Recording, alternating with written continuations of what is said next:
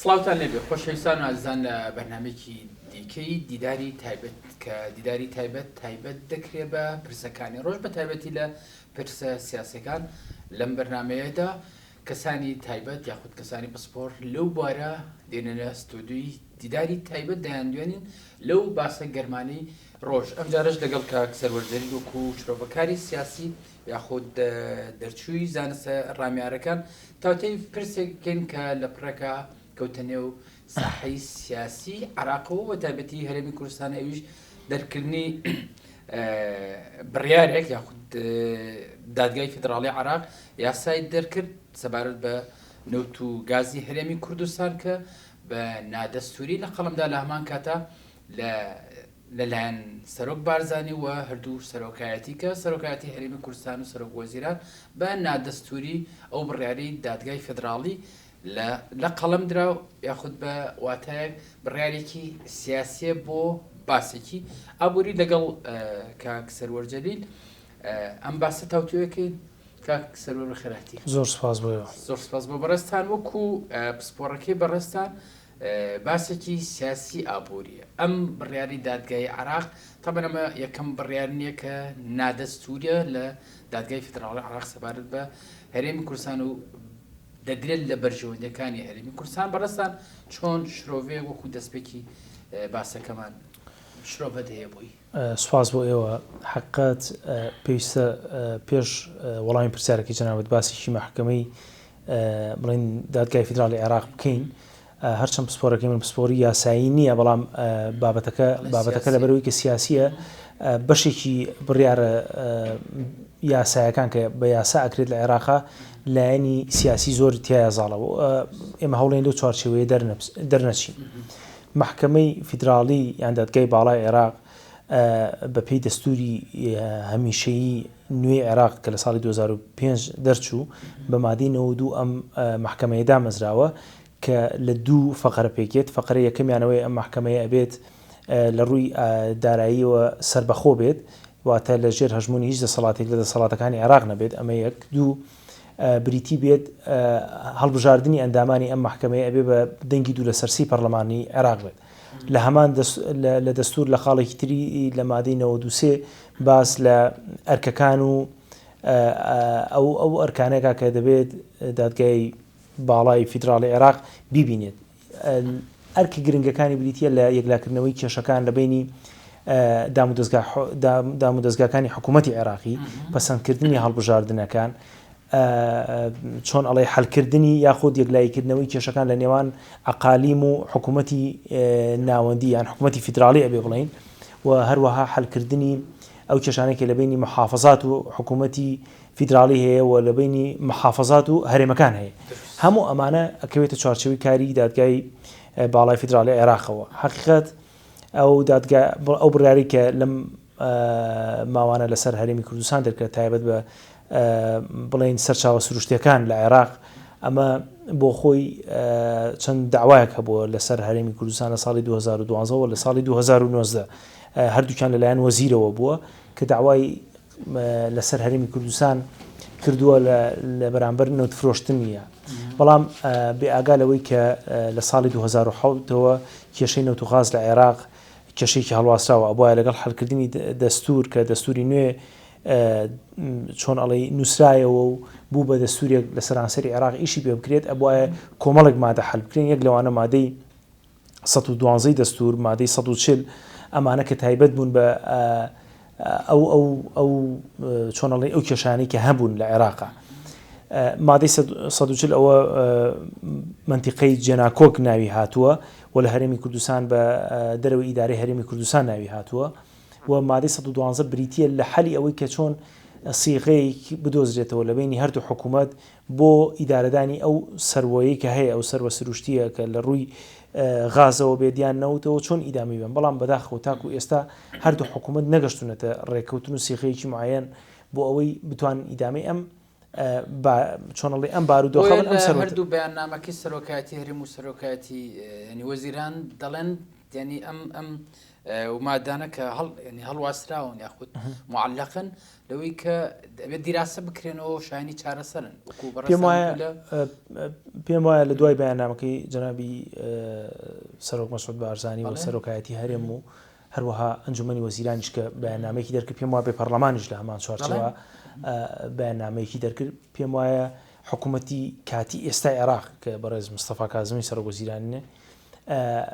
تاکیدیان لەسەر بەیاننامەکانی ئەوان کردوەوە چۆن کە داوای کردو وەزارەتی لایەنی پەیوەندیدار کە ئەنجومەنی ئاسایشی نیشتیمانی عێراق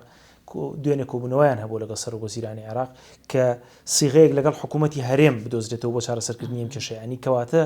لێرا بۆ خۆی بەشێک لە جێبەجێکردنی ئەو داوایی کە بڵێن لە دادگای فیدراڵی عێراق بڕیاری لەسەراوە لەسەر هەرێمی کوردستان بۆ خۆی مماطەڵەیەتی یەکەوێت بە پێی ئەو مادەیە کە پێشتر وتت کە سەروەر مادەی 112 بەڵێ بە پێی ئەو مادەیە ینی بە پێی ئەو مادەیە خۆی گەڕاونەوە سەر ئەو مادەیە کە ئەبێ هەردوو حکوومەت حەلی مۆزوعەکەن ینی ئەمە کێشەیەکە لێرە دوو باسەکە لە بوونبەز نییە ینی مطلقاً ئەم بڕیارە درابێت و شایانی ئەزانی هەندێک مادە هەیە لە دەستورە چەند کۆن بێت لە وەختەکەیان نییە قوتەکەی لە جێبەجێکردنەکەیەتی بۆ نمونە مادەی 140 ساڵی 2019 حکوومەتی عێراقی داوایەکی بوو لەسەر مادەی 140 کە کۆتایی هاتووە مادەیە بەڵام هەرێمی کوردستان لەو داوایە بردیەوە کە داواکە ئەوە بوو قوی قانونەکە لە جێبەجێکردنی قانونەکە نەک لە وەختەکە چکە حکوومەتی عێراقی یوت لە 2005 دەستورە نووسراوە ئەبوایە لە 2007 جێبەجێ بکرایە کەواتە مادەکە بەسەر چووە حکوومەتی هەرێم سیغەکەی و تەفسیرەکەی وابوو بۆ ئەو مادەیە کە ئەم مادەیە لە جێبەجێکردنەکەی کە بە سێ ئاز هاتوو مەسەلەن قەرەبووکردنەوە گەڕانەوەی ئەو خەڵکانی کە هاتوونەتەوێ اینجا ئیستیفتاکردن لەو منتیقەیە حکوومەتی بڵێن دادگای باڵای فیدراڵی قەراریە کە قوتی قانونەکە لە جێبەجێکردنەکەیەتی ئەمەی مادەی 112 ژوایە مادەی 112 باز لەوە کە هەردوو حکوومەت دەبێت ڕێک بکەون لەسەر سیغەیەک من ویستم ئەوە بۆ جەنابەت و بینەران ژووم بکەمەوە کە حاڵەتێکەیە لە مادەی 112 عێراق بە دوو سەفقاتی جیاواز نەوتەفرۆشە سەفقاتێکیان پێش کۆتایی ڕژێمی بەعس لە 2003 کە ئەمە عێراق لە ڕێگەی دوو کۆمپانیای کۆمۆ و سۆمۆ ئەم نەوتانەی فرۆشتووە بە دەرەوە و نەوتی خۆماڵی کردووە لە دوای ساڵی 2023 کۆمپانیاکان ناوە کۆمپانیاکان نەوت دەرەهێن نەوت بەرهەمهێن نەوت دەفرۆشن نەوت ڕەوانەی دەرەواکەن کەواتەمە سیاقی جیاوازیە لەبەرەوەی تەفسیرکردنی ئەو قانونەی کە دادگای فیدراڵی کردوێتی لە چەند ڕۆژی ڕابردوو بەشێکە لە تەفسیری پێش ساڵی 2023 یعنی بۆ دوای ساڵی 2023 نابێت چونکە لە دوای ساڵی 2023 پێویستە بەوەی کە هەردوو حکوومەت ڕێککەون دەنا هەردوو حکوومەت مای فرۆشتنی نەوتیان هەیە هەرێکیان بە شێوەیەکی سەربەخۆ و پێش وانە کۆمپانیا زەبەلاحەکانی دنیا کە لەگەڵ حکوومەتی هەرێم ڕێککەوتنیان هەیە بۆ هەر سێ مەجای دەرهێنان و بەڕێکردن لە دەرەوەی هەرێم و بازارکردنیش لە دەرەوە بەبێ دیراسەکردنی ئەم بابەتە هاتبن ڕیسک بکەن بە پارەی خۆیانەوە وەکو ئەکسۆن مۆبیل وەکو شێڵ وەکو ڕۆسنەفت ئەمانە هەموو ئەو مادە ینی یاساییانە حتمما کۆمپانیەکان کە ملیار دۆلارەکەنە ژێر خاک و سەرخاکی ئەو وڵاتەوە حتمما ینی وەرجێڕانی ئەو مادە دەستوریانەکەن کەسانی یاساییان هەیە گەرنا لە هەوانتە ینی نایەنە ناو ئەم مەعمەع سیاسی من پێم وایە ئەمە وایە و بەشێکیشی بێ ئەوەمان لە بەرچاو بێ ئێمە وەکو هەرێمی کوردستان خۆمان نەوت دەرناهێنین چکە توانای ئەومان نەیە مەسانعی گەورەمان هەبێ کۆمپانیاکان دەرێن و بەشێکیش لەبەر ئێم نەوتیان ناوە بە هەرێمی کوردستان کەواتە دادگای فیدراڵی لەبەر قوڵی خۆی ئەوە ڕچاوی ئەوی بکردا کە هەرێمی کوردستان عەقدی کردووە چکە عەقدەکەی ئەگەر حکوومەتی هەرێمی کوردستانیش پێوی بەندێ کۆمپانیا گەورەکان پێوی بابەندابن چکە ڕیسکیان بە پارەی خۆیانەوە کردووە بۆیە ئەو حاڵەتی ئاگا لێ بووایە و تەسەوڕەکەم حەلی ئەم بابەتە لە بینی هەردوو حکوومەت سیغەیەکی تازەی بۆ بدۆزرێتەوە و هەموو ئەو بابەتانش بەدەر نییە لە چوارچێوەی ئەو مەعمەع و دەنگویی کە تازە هاتووەتە ناوە کە چەند ساڵێکە حکوومەتی هەرێمی کوردستان و لە ڕێگی پرۆژێکی استراتیژی ئەوێ خزمەتی بازاری نەوت و غاز بکات لە جیهان بۆ ئەوێت غاز بنێرێتە دەرەوە پێم وایە ئەوە بەشێکە لەو چوارچێوەیە تقریبا من کەمە بیپەتێنم لەگەڵ کاک سەروەرە لەوەی کە ینی هەرێمی کوردستان ئەگەر قەرزاری کۆمپانیا زەبەلاحەکان یاخودە وڵاتانە بێ کە کۆمپانیەکانی لێ هاتوۆتە هەرێمی کوردستانەوە ینی بڕیارێکی دووربینانی عەقلانیانەیە لەوەی کە خۆی خۆی قەرزار کردووە هەر شتەکە خۆماڵی کەم گەر من قەرزاری بەڕێستان بم هەروە کاکسەروەر واز لە دۆستایەتی من نایێنێ من بەجێ نایڵێ لەبەرەوە ناکە ینی منی خۆشوێ لەبەرەوەی کە قەرزی لای منە شتێکی وا خۆی مۆزوعەکەەوە ئێستا حکوومەتی عراقی ناتوان لەگەڵ هەرێمی کوردستان قسە بکە ئەبێ لەگەڵ کۆمپانیا گەورەکان قسە بکات بۆیە ئەگەر سەرنجۆی دوێنێ لە بەیان نامەکەی حکوومەتی عراقیڵێ لایانی پەیوەندیدار ڕائسپێرین بە قسەکردن لەگەڵ کۆمپانیەکانی وڵاتان لەسەر و بابەتە کەواتە کۆمپانیەکانیش پێگەی هەرێمی کوردستان ئەزانن بیریشمانە چە هەرێمی کوردستان لە ساڵی 2012 چۆتە سەر نەخشەی نەوت و غاز لە جیهان ئەمە بۆ خۆی کاریگەری هەیە و دابڕانی ئەمە کاریگەری خراپ دروستەکە لەسەر بازاری نەوت و غاز بەگشتی پێم وایە مەساڵحاتی گەورەش لەم بابەتە هەیە ئەوەندە بە ئاسانی سەحب ناکرێت لە مۆزوع ئەمە بابەتێکیان لایەنێک تریش حکوومەتی کوردستان مبەڕری هەیە لەم بابەتە توانێ جواباتەوە بەڵام مشیرەکەوێ بەپی ئەو مادانەی کە هاتووە بۆ دامەزراندنی محکەمەی اتحادی و مافەکانی محکەمەی اتحادی ئەوەیە کە ناتوانرێتانە لەم بابەتە بدرێت بەڵام حکوومەتی هەرێمی کوردستان مبەڕاتی سیاسی و ئابووری هەیە بۆ ئەم بابەتە لەبەرەوەی حکوومەتی هەرێمی کوردستان لە کاتێکا دەسی بەنەوت فرۆشتن کردووە کە بودجەکەی لێ بڕاوە ئەمەش داوایە لە حکوومەتی عێراقی لەگەڵ ئەو هاوپەیمانێتی کە ئێستا مەسەلەن بۆ نمونە کە خەریکە دروستەوێ بۆ حکوومەتی پێگەنانی حکوومەتی عێراقی پارتی دیموکراتی کوردستان کە لایەنێکی سەرەکی لە حکوومەتی هەرێمی کوردستان و لایەنێکی سەرەکیش ئەبێت لە عێراق بۆ دامەزراندنی دەوڵەت پێم وایە لەگەڵ هاوپەیمانەکانی ئەتوانێت دەمگرەوە لە مالیشی بەرێتەوە لە بەروی مالیکی چەندان داوای لەسرە داوای شەڕی ساڵی 2007 شەڕی تایفی لەسرە شەڕی لەگەڵ سوپای مەهدی کە لە مەتحەفە لە مەلعەبێکی عێراق ئەوەی لەسرە داوای موچەبڕینی لەسرە تەسلیمکردنی ئەمانەی هەموو لەسرە ئەمانەش ئەبێ ئەتوانرێت بجوڵێن لێت لە محکەمەی اتحادی وەکو وەرەقەیەکی زەخت بەکار بهێنرێت بەڵام ئەوەی کە هەیە حاڵەتەکە ئەوەیە هەرێمی کوردستانیش وا بە ئاسانی ملایە بۆ ئەو بابەتە و پێشم وانییە کۆی کۆمەڵگەی نێودەوڵەتی بیاڵێت هەرێمی کوردستان بکوێتە ئەم بابەتە ئەمە لەلایەکی تریش بیرمانە چێ وەزعی عێراق زۆر خراپە حکوومەت پێک نهاتووە مەترسی گەورەی زۆر گەورەی داعش و گەڕانەوەی داعش بۆ ناوچەکان هەیە ئەمە لەلایەک لەسەر ئاستی ناوچەییش مەنتیقەکە خۆ دەزانی گەڕی گرتووە ئەو باسم کەمێ بۆ ورترکەیتەوە بە ئەرێکنەبە کاکسەرەوە لەوەی کە یاسای نەوت و غاز لە پێشتر لە هەرێمی کوردستان دەرچووە و حکوومەتی عێراق لەسەر ئەم دەرچوونی یاسای ئەوە کەمێ ئالۆزە ڕوونیکەیتەوە خۆی یاساکە ینی وەکو یاساکە حکوومەتی بەسەوەیە کە شەرعەدەیە بە هەرێمی کوردستان خۆی کە هەرێمی کوردستان کە بڵێن هەر سەروەیەکی تر مەسەلەن لە نەوت لە غاز لە هەر شتێکی تر کە دەرئەکا لەو بابەتە پشتی بەستۆ بە دەخە دەستوورەکان لەبەرەوەی هەرێمی کوردستانیش وەکو پێم وتی مبەڕاتی خۆی هەیە ئەڵێت ئەگەر دەستور جێبەجێکرێ 55 مادە بەرامبەر بە من خەرق کراوە ینی مافی من نەدراوە بۆ نمونە سەرکیترینیان موچەی فەرمانبەرانە بە تەنیا بە ئێمە وەکو هەم چاودێرێک هەمووکۆی کە لە بارودۆخەکە کەمێک ئەبینین و وردەبینەوەلی تەنها کێشەکە موچەنی کێشەکە زۆر لە موچە گەورەترە بوجەشە ینی موچە بەشێکە لە بوجە حکوومەتی هەرێمی کوردستان ئەم گلەیانەی هەیە لە حکوومەتی عێراقی و بە یاساش داوای مافەکانی خۆی کردو بەڵام محکەمەی اتحادی بە هۆکاری سیاسی نایجوڵێنێت و بیرمان نەچە عێراق بەردەوام لەژێر کاریگەری لە دوای ساڵی 2023 لەژێر کاریگەری چواردەوریەتی ئەمە پێکدادانی هەردوو بلۆکی سونی و شیعەیە ئەیتر سونیەکان بە قەتەڕەکان و بە سعودیەکان و بە تورکیاوە ڕایدیەکەن و شیعەش دیارە ئێرانە کاک سەروەرکەم باسەکە لەوە ینی زۆر لەوە ئاو چێشترە گەل لەوێنەکە دوورترکەینەوە مە باسێکی هەرێمی ینی لە چوارچوەی عراقانیە باسەکە ینی دوورترە لە ڕۆژهەڵاتی ناوەڕاستیش دەرهێنانی نەوت مەسەلەن تۆ بە قسە لەگەڵ دەرهێنانی نەوت قسە لەگەڵ ڕۆژنەفتەکەیتەوە بۆ نمونە چکە ڕۆژنەفت عەقدێکی 10 ساڵی لەگەڵ هەرێمی کوردستان هەیە و پێم وانییە حکوومەتی هەرێمی کوردستان هیچ اتفاقێکی نەبێت لەگەڵ رووسیا لە بەرهەمێنانی غازە لە بەروی نایە بێتە چۆنەڵی بێت بە بەشێک لە لێدان لە ئابووری رووسیا چکە بەشی لایەکی ترەوە لە دیوێکی ترەوە حکوومەتی هەرێمی کوردستان پێکەوە مەساڵحی لەگەڵ حکوومەتی رووسیا لە بەرەوەی 60% پشکەکانی کۆمپانیا ڕۆژنەفتی حکوومەتی رووسیا ینی ئەبێ لە بەرچاو بگرێت لە لایەکی ترەوە نایەوێت دۆستێکی وەکو ئێران لە خۆی بڕانجێنە کە هاوسنوورەتی و دۆستی حکوومەتی هەرێمی کوردستانە و لە هەمان کاتە هەرێمی کوردستانیش کاریگەری هەیە لە عێراق و هەر کاریگەریکیش لە عێراق کاریگەریە بۆ سەر ئێران و تورکیا و ئەمریکا هەموو ئەمانە پێکەوە کاریگەریەک دروستەکەن لەسەر ئەوەی کە چۆن مامەڵەیەکی باش بکرێت لەگەڵ هەرێمی کوردستان. چکە ئەمریکا لە دوای ساڵی 2018 شاردۆتەوە بە ئێماڵێت حکوومەتێکی عێراقی یەکگرتوو و حکوومەتێکی هەرێمی بەهێزمانەوێت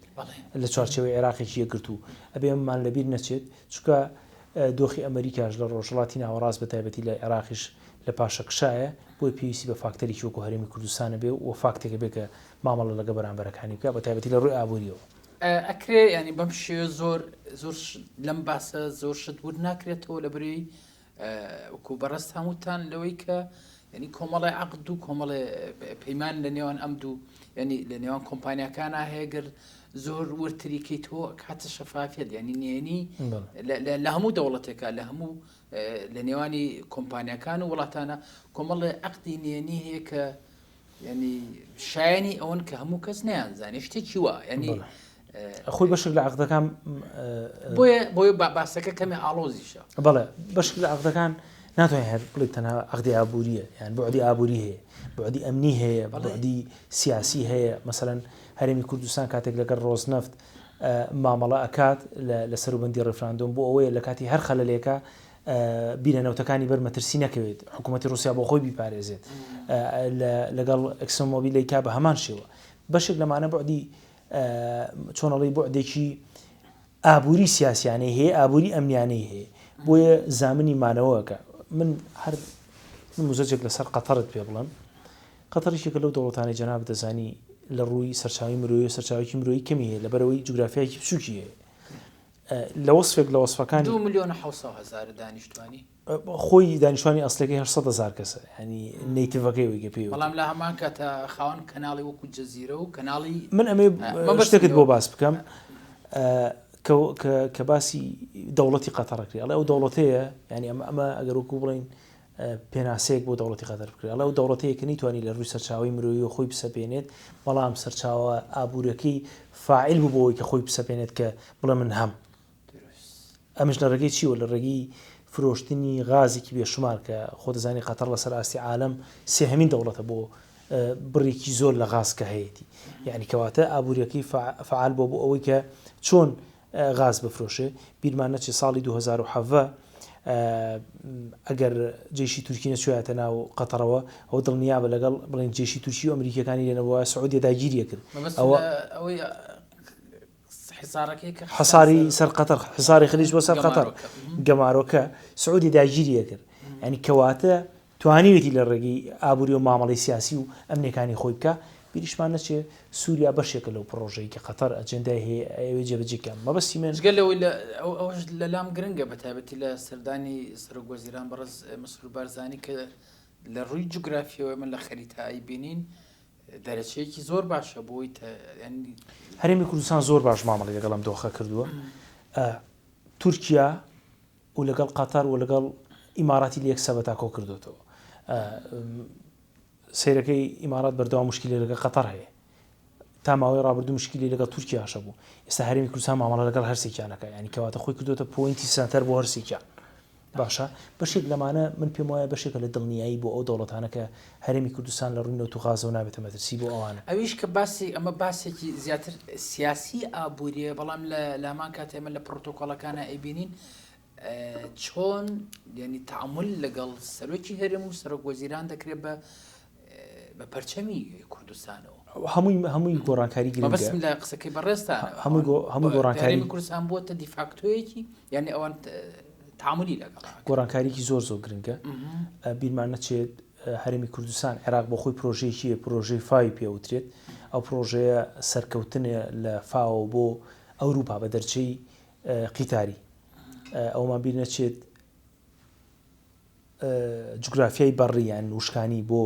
وڵاتانی خلیج کە تێچووی کەمترە بێ بۆ شت گواستنەوە و مامەڵی بازرگانی هەرێمی کوردستان دەواازەکەیەتی چکاتچێتە ئەوروپا لە ئەوروپایەتە تورکیا لە تورکیاێتە هەرێمی کوردستانی جاچێتە عێراق. ئەمە یەک دوو گواستنەوەی نەوت بە بۆری لە وڵاتانەوە بۆ ئەوروپا و غاز لە وڵاتانەوە بۆ ئەوروپا بە تایبەتی قەتەر هەرێمی کوردستان ئەگەر بە هەرێمی کوردستانە نەڕوان ناکاتە ئەوروپا چکە منتیقەی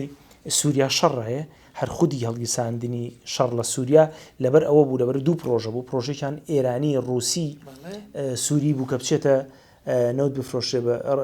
بڵێن نەوت و غاز بفرۆشێ بە ئەوروپا پرۆژەیەکیان بریتی بوو لە قەتەری ئەمریکی کە لە ڕێگەی عێراقەوە بە سووریا تێپەڕێت دیار بۆ سووریا اختیاریەکەمی قوبڵ و بۆیە و شەڕێ بەسەر هات بۆیە قسەکە لەسەر ئەوەیە هەرێمی کوردستان ئەبێ تۆپۆگرافیا و جوگرافیا خۆی باش بەکاربێنێت جیۆپۆلیتیکی سیاسی خۆی زیاتر لێ قاڵ بێتەوە و مامەڵی حەکیمانەی حکوومەتی زۆر گرنگە لێرە بە تایبەتی هەم چ لە سەرۆکایەتی هەرێم جەنابی کاک نەشیروان و جەنابی کاک مەسعود زۆر عاقلانە مامەڵە لەگەڵم بارودۆخەکەن و جەنابی کاک مەسعودیش بۆ خۆی هەدەفی سەرەکی ئەوە بووە کە بە بەردەوامی هەرێمی کوردستان وەک جەنابیان خۆی فەرموویەتی کە فیشەکێکی تیانەتەقی لەم گەرمایەوە ئەشبینین لەم گەرمەی شەڕ و فەوزایە لە ڕۆژهەڵاتی ناوەڕاست هەرێمی کوردستانی کێکە لە شوێنە زۆر زۆر ئارامەکان یعنی ئەمە ئەومان بیرەخاتەوە فاکتە ئابوووریەکەت بەکاربهێنی بۆ ئەوەی کە چۆن ئیستقرارەت و ئەمنێت و هەروەها سەروەری خۆت پارێزی هەر بۆیە ئەمە کە لە میدیا یا بە تایبەتی لە تۆڕە کۆمەڵەتەکانە نابەرپرسیارانە کۆمەڵی لایەن دەبینین کە مقۆ ینی دەنگی نائارامی ئەمە ئەوەج و کەس و ینی زۆر بە ڕوونتر بڵێم ئەو دۆڕاوانە ئەناسیینەوە بۆیە دەیانێ لەم قوارەیە بن گەرنا ینی هەرێمی کوردستان ناچێتە ناو یاریەکی نێودەوڵەتی و لامان کاتە نێودەوڵەتیانە ئێمە دەبینینەوە کە عراق چێ دەیبا بڕێەوە لە پڕێکان بڕیارە چۆن لە دادگای فدراڵی عراق دەردەچێت چ بۆ پۆستی سەر و کۆماری بە لامان کاتە بۆ باسی نەوت و غاز بێت. من بڕوان ناکەم هیچ لایەنێکی سیاسی بوێرێت بە ڕسمی ئەو قسانە بکە ڕەنگە خەڵکی ئەم لاولا قسەیەک لەو بابەتانە بکە و خۆش جەناب دەزانی کاتێک کە قرارە چێتە دەستی نخبەی سیاسی قسە لە هەموو کە زۆر ناگیرێت تەنها لەو کەسانە نەبێت کە بڕیار بەدەستن و دروستکەری وڕیارن ئەمە بە نسبەت پرسیارەکەی جەنابتەوە نسبەتێکی تریشەیە کە من زۆر دڵخۆش بووم پێی دوێنێ سەرجەم لایەنە سیاسەکانی هەرێمی کوردستان تاکیدیان لە مافەکانی مافەتە سوورەکانی هەرێمی کوردستان کردوێتەوە بە هەموو ڕەنگە جیاوازەکانەوە ئەمە جێگی دڵخۆشکەرە ڕەنگە لە ماوەکانی ڕابردوون نەنگیەک هەبوو بێت بەڵام ئێستا ئەمە زۆر زۆر باشە ئێمە خاتە دەرفەت مەعادا من تعلیقم لەسەر بەیاننامەی لایەنێکی سیاسی هەبوو کە کۆمەڵی دادگەری بوو ئەمە دووبارە لەو پۆپۆلیستی و ئەوانە گەڕێتەوە بابەتانێکە چۆن خۆت عەرزەکەی لە بەرامبەر خەڵک و دۆخی سیاسی خراپی خۆت چۆن ڕاستەکەیتەوە بە دۆخی سیاسی وڵاتەکەت یعنی کاتێک بێ ئەمە چییە لە دۆخی سیاسی خراپی وڵاتەکەت تۆ خراپ مامەڵە لەگەڵ دۆسیەکە بکەیت و بیقۆسیتەوە بۆ خۆت و خۆت بە باشەتیا دەربخەیت وای لیا تۆ کە ئەمە ئەوان دۆخێک دروستەکەن لە بێئۆقرەیی و نائارامی یاخود جۆرێک لە جۆرەکان هەر جۆر مەترسی لەسەر هەرێمی کوردستان دروست بێ ئەوان ئارامی ڕۆیانتیەکە کە ئەمە دوورە لە بەها دوورە لە ڕەوشتی هەر هاوڵاتیەکە بۆ نمونە یەکێک لەو کەسانەی کە پۆستێکی باڵایی هەبوو بە هەرێمی کوردستان کە عراق فدراڵت دەڵێ باکووری عراق بەسم لەوەیە هەمیشە دۆخێک ئەقۆزنەوە ئەتمۆسفێرێک دروستەکەن کە ئەوان لە نائارامی ئارامەگرن تایبەتی لایەنە دۆڕاوەکانی ئەبژاردننی ئەمجاری عراق خۆی حاڵەتێکی پێشت کەوتم لەگەڵ جەنابەت پێم وتی هەموو کەسێک قسەی لێ وەرناگیری ئەوەیە ئەو هەرێمی کوردستانە شەخص دروست ئەو شخصی دروست کردووە ئەگەر باکووری عێراق بووە ئەو شخصە نەبوو کە هەبێت و پێم وایە ژیانی سیاسی لە هەرێمی کوردستان ئەو بە ڕێزە کۆتایی هاتووە ڕەنگە لە خوار و عێراق بتوانێت تەنها بە کوردی قسەکردن ئەو دەکاتە کورد و ئەو لە سەردەمی سەدامیش کوردە بوو لەگەڵ سەدامیش بوو کاک سەروەر بە کورتی شتێک ما بێتەوە کە نەچوو بمە سەری کە پێویست کرابێ پێڵیت فەرموو سەر ینی ئەوەی کە گرنگە لە بەرچاومان بێت لەم باسە ئەوەی کە خسمانە ڕووی وادارم سوودێکی هەبوو بێت و ئەبێ ئەوشمان لە بەرچاو بێت ئێشتا کاریگەریەکانی ئەم بڕیارە دیار نییە کاتێکی زووە و پەرچەکردارەکانیش دیار نین ئەبێت چاوەڕێ بکەین بەڵام ئەوەی کە منە بینم هەرێمی کوردستان دۆخێکی تا ئێستا ریلاکسی هەیە لە بابەتەکە پێما بە کاریگەریکی ئەو توی نابێت کاک سەروەرجەلیل وەکو شرۆڤەکاری سیاسی لامان کاتە دەرچووی زانستە ڕامیارەکان سپاس کە لەگەڵمانەوە سپاس بۆ یۆش سپاس بە بەڕێستان خۆشەویستان و ئازان ئێوەش هەمیشە تەندروست و کامەران بن